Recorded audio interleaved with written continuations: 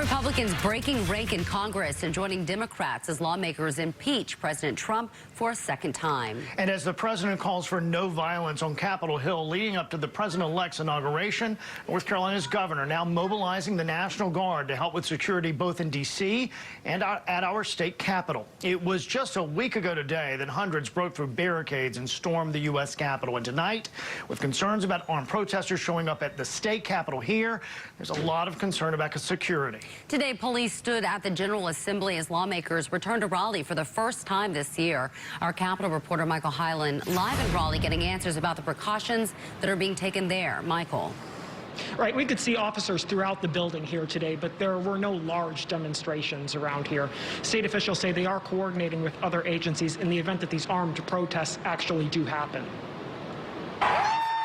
After the riot in Washington, Governor Roy Cooper is mobilizing about 550 National Guard personnel, sending 350 to Raleigh and 200 to D.C. The FBI warns of armed protests being planned at state capitals. You, Tim Moore. As scaled-back ceremonies began in North Carolina's House and Senate Wednesday, officers watched throughout the legislative building. We have communicated with the General Assembly Police. I have every confidence that they are working hand in hand with the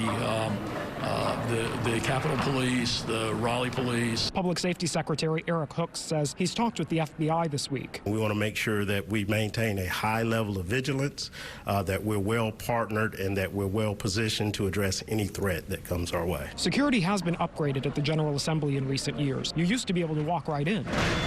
Now there are metal detectors and keycard access. There's no need in people showing up armed at the U.S. Capitol, state capitol, anything. House Speaker Tim Moore denounced the violence in D.C.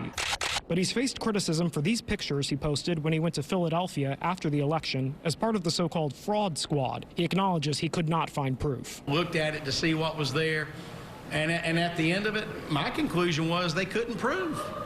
There was a lack of ability basically to prove that. We need to take the threat from insurrectionists very seriously. There's a lot of anger out there, and it's organized. Lawmakers are not coming back into session here for 2 weeks. That is not in response to these potential protests. That's something that happens ordinarily at the start of session. They come back for 1 day to do the ceremonial things they did today, and then they take a break for a couple of weeks to get organized and get bills ready. Live in Raleigh, Michael Hyland, CBS 17 News.